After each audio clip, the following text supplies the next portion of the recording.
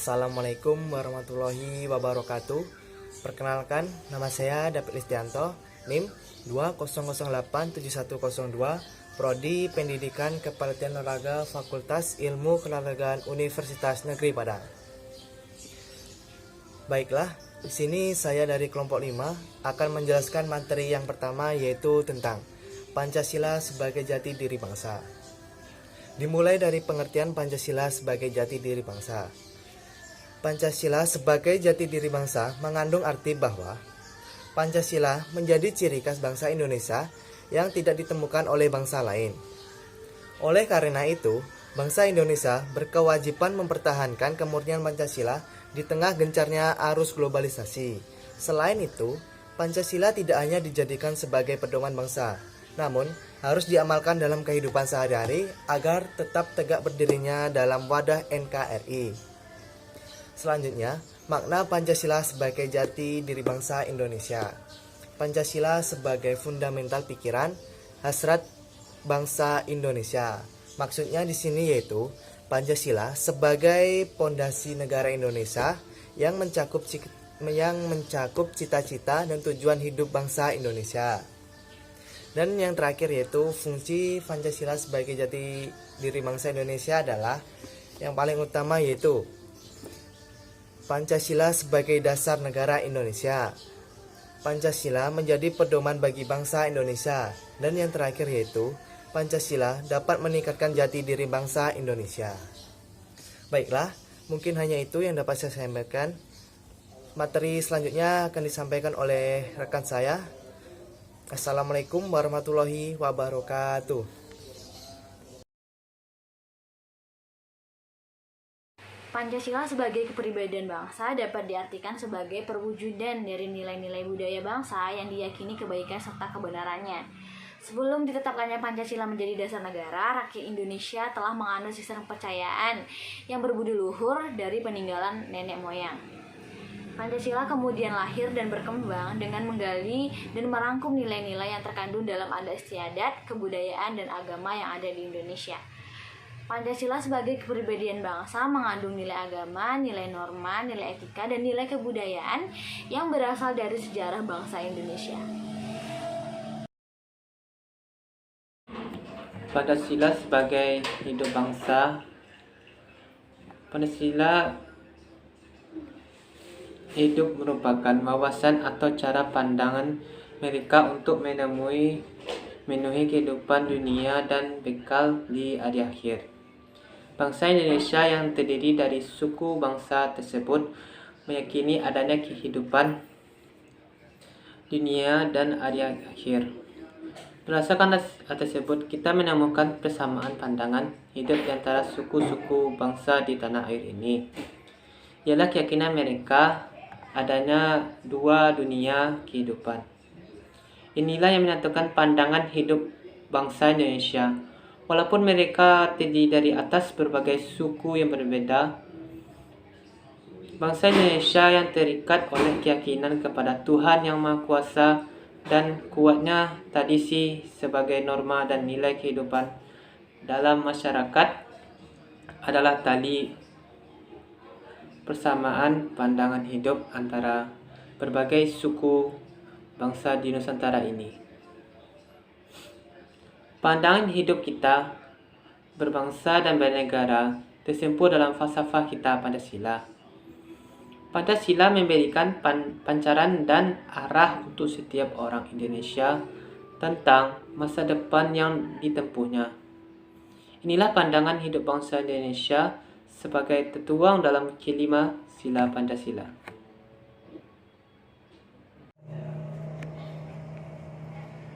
Assalamualaikum warahmatullahi wabarakatuh. Nama saya Ancedio, NIM 2008721, jurusan Pendidikan Kepelatihan Olahraga.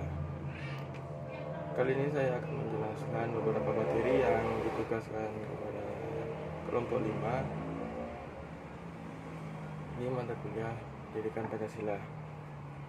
Beberapa materi yaitu, pertama saya akan menjelaskan Pancasila sebagai jiwa bangsa.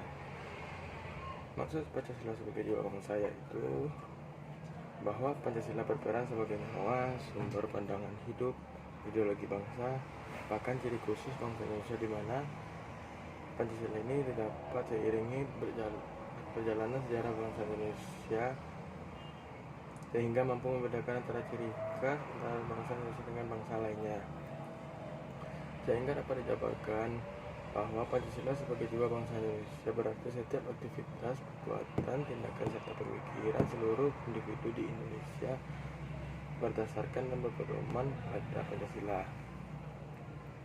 Tujuan Pancasila sebagai jiwa bangsa yaitu menciptakan masyarakat yang adil dan makmur, yang merata material dan spiritual berdasarkan Pancasila di dalam wadah Negara Kesatuan Republik Indonesia yang merdeka, berdaulat, bersatu, dan berkedaulatan rakyat dalam suasana kehidupan bangsa yang aman, tentram, tertib, dan dinamis, serta dalam lingkungan pergaulan dunia yang merdeka, bersahabat, tertib, dan damai. Implementasi Pancasila sebagai jiwa bangsa Indonesia menurut Otto Nagoro itu dapat diklasifikasikan dalam dua jalur utama, yaitu implementasi objektif dan subjektif. Implementasi subjektif artinya pelaksanaan dalam pribadi setiap warga negara, setiap individu, setiap penduduk, setiap penguasa, serta setiap orang Indonesia. Implementasi subjektif dilaksanakan mulai dari diri sendiri melalui penumbuhan rasa akan cinta tanah air dan identitas Indonesia, termasuk produk-produk Indonesia. Implementasi subjektif dapat dilakukan melalui penggunaan bahasa Indonesia setiap kesempatan dan ruang publik lainnya. Penggunaan bahasa Indonesia akan memperteguh identitas Indonesia, keindonesiaan seseorang, sekaligus mempengaruhi pola pikir agar Indonesia yang sejajar dengan bangsa-bangsa lainnya. Dalam hal ini, peneguhan keindonesiaan akan mencegah bangsa Indonesia untuk merasa inferior di hadapan bangsa-bangsa lain di dunia. Hal ini sesuai dengan penyampaian pidato Otto Nagoro pada 19 September 1951. Selanjutnya itu Pancasila sebagai perjanjian luhur. Pancasila sebagai perjanjian luhur bangsa Indonesia adalah Pancasila merupakan keputusan final bagi seluruh bangsa Indonesia yang harus diamalkan serta dilestarikan oleh seluruh rakyat Indonesia. Keberagaman pendapat pada masyarakat Indonesia merupakan salah satu faktor yang menjadikan Pancasila sebagai perjanjian luhur. Kemudian ada pula Perjanjian Luhur Bangsa Indonesia yang menjadi salah satu fungsi Pancasila sebagai dasar negara. Perjanjian luhur di sini adalah menyangkut ikrar yang telah dibuat saat memproklamirkan kemerdekaan bangsa Indonesia bersama-sama oleh para pendiri bangsa Indonesia. Bangsa Indonesia memutuskan untuk menjadi negara merdeka pada 17 Agustus 1945. Pada 18 Agustus 1945 disahkanlah pembukaan dan batang tubuh Undang-Undang Dasar 1945 oleh Panitia Persiapan Kemerdekaan Indonesia atau bisa disebut dengan PPKI. PPKI pada saat itu merupakan wakil-wakil seluruh rakyat Indonesia yang mengesahkan perjanjian luhur yang tertulis tersebut atau UUD 1945 untuk membela Pancasila sebagai dasar negara selama-lamanya. Sekian penjelasan materi yang dapat saya sampaikan. Apabila ada salah kata, mohon maaf. Wassalamualaikum warahmatullahi wabarakatuh.